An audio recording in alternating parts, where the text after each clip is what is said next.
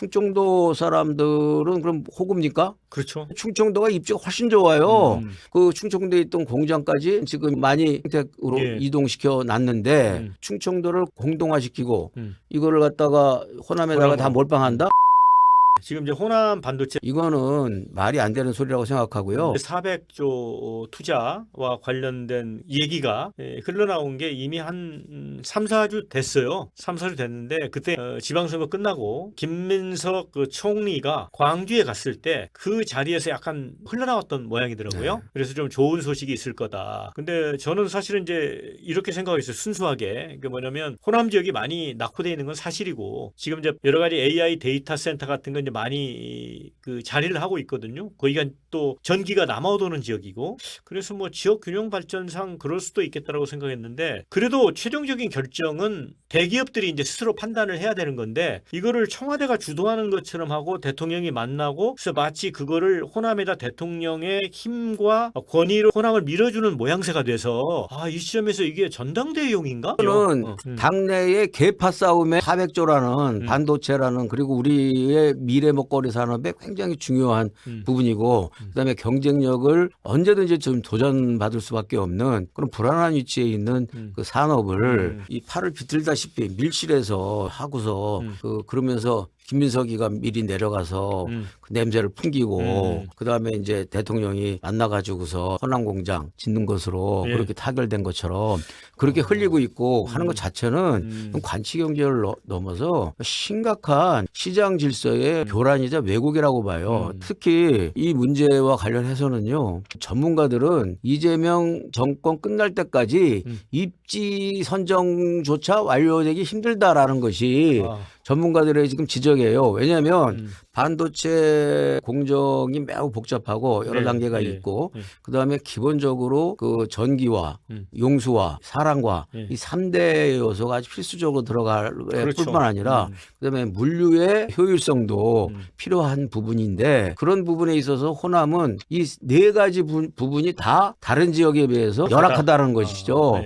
그런 부분들을 딛고서 거기다가 강제로 경제적 논리를 떠나서 정치적 논리도 아니고 당내 계파적 논리로서 거기다가 밀어 쑤셔 넣는 것은 매우 잘못된 것이라고 생각을 하고요. 그다음에 우리나라 반도체 공정에서 제일 중요한 게 전기하고 용수거든요. 호남에서 전기가 조금 남아돈다 그래도 우리나라의 그 원전이 이제 앞으로는 반도체 산업을 위해서는 전기가 엄청나게 필요한데 전기의 공급은 원전을 통해서 할 수밖에 없잖아요.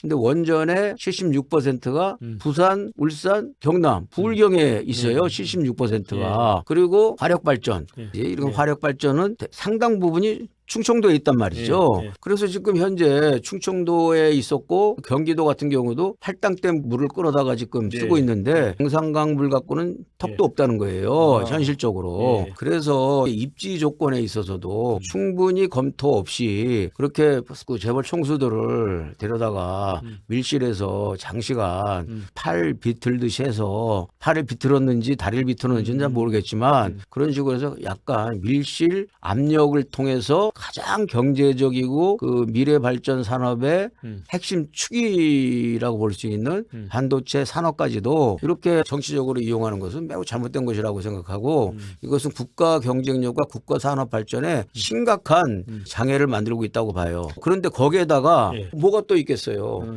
충청도 사람들은 그럼 호구입니까? 그렇죠. 충청도가 입지가 훨씬 좋아요.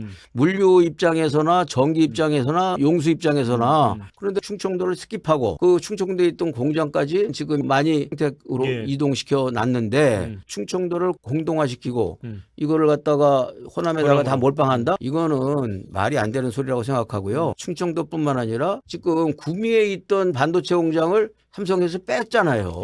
빼서 지금 용인하고 평택에다 갖다 놓은 거 아닙니까? 뭐 김부겸 시장을 안 뽑아줘서 그렇게 하는 거예요? 뭐예요? 경북이나 경남, 부울경을 그렇게 홀대하는 게 그건 말이 안 된다고 생각을 하고 그런 측면에서 오히려 호남에다가 몰빵을 하겠다라는 계획 자체는 현실적으로 실현 가능성이 매우 낮을 뿐만 아니라 왜냐하면 부지 선정 자체가 6, 7년 이상이 걸린다니까. 장기 집권을 하지 않으면 안 되는 네, 거예요, 이재명이. 네. 그래서 실현 가능성도 없을 뿐만 아니라 다른 지역에 대한 상대적 소외감과 박탈감을 더 심하게 만들기 때문에 오히려 이런 선심용 호재는 치명적인 이재명 정권의 악재가 될 것이고 이 지지율 추락에 나락이 어딘지 모르게 되는 그런 그 도화선이 될 것이다 이렇게 생각해요. 그 부분은 충분히 좀 공감 가는 부분이 있는 게 그 조갑재 씨 있잖아요. 그분이 그 이재명 대통령의 실용 이걸 좀 높이 평가했고 그 외에 대통령과 같이 가서 밥도 먹고 뭐 청와대에서 사진도 찍고 그랬던 분이잖아요. 네. 이재명 대통령에 대해서 나름 평가를 해주는 부분인데 요 호남 쪽에 반도체 가는 부분에 대해서는 되게 차갑게 얘기를 했더라고요. 그리고 이게 자칫하면 영남 민심이 이반되는 그런 얘기를 하기 때문에 영남 민심뿐만 아니라 네, 충청까지. 충청, 경기, 수도권 민심도 다 이반되죠. 이제 그런데 막상 그 수혜 지역인 호남 사람들은 별로 믿질 않아. 왜? 이 전문적인 분석이나 현실적인 판단이 상대적으로 호남이 유리한 입지가 아니기 때문에 네. 기업의 논리나 자본주의의 논리로 볼 때, 그다음에 산업적 그리고 생산성으로 볼 때는 별로 가능성이 많지 않아. 그러니까는 이해 당사자인 호남 사람들은 수혜 당사자인 호남 사람들은 믿지 않고 그다음에 소외감과 박탈감을 갖는 사람들은 상당히 분노하고 이렇게 됨으로 해서 아까 말씀드린 것처럼 상당한 이재명 정권의 그 지지도에 국정 운영에 심각한 차질을 빚을 가능성이 높다고 보여지고요. 그래서 저도 약간 댓글 보니까 그 입벌구라는 말 아세요 혹시? 네, 알죠. 입벌구라는 게 요즘에 다시 소환되기 시작하고 있더라고. 그래서 입벌구, 그 입벌구가 아마 이번 그 호남의 400조 원 반도체 공장 그 유치와 관련해서 입벌구의 이야기가 많이 나오면서 또 한편으로는 상대적 박탈감에 대한 원성과 원망이 심각하게 불타오르지 않을까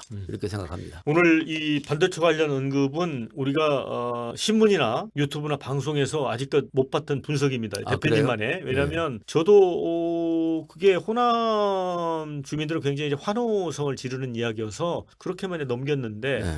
이게 전체 그 지역적인 균형 아니면 상대적 박탈감 이런 측면에서 보면 지금의 이재명 대통령의 지지율이 폭락하는 국면에서는 이런 정책적 시도 자체가 정말 목에 들어오는 칼이 될 수도 있겠다. 그 말씀을 해주신 거잖아요. 그리고 이게 어차피 호남은 광분해요. 예. 이재명 대통령의 지지가 예. 약간 광분적이야. 예, 예. 근데 이제 아무래도 그 거기에는 이제 정청래 같은 거친 예.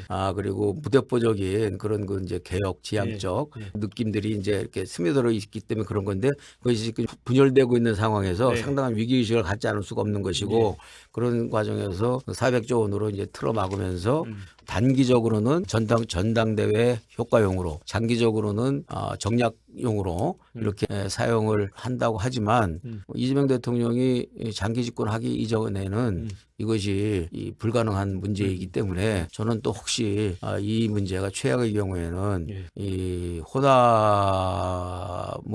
근거지로 해서 과거 삼선계열이나 유신처럼 호남을 근거지로 한 장기 집권의 그 음모설 내지는 그 어떤 행태가 이게 작동될 수도 있겠다라는 그런 우려도 하죠.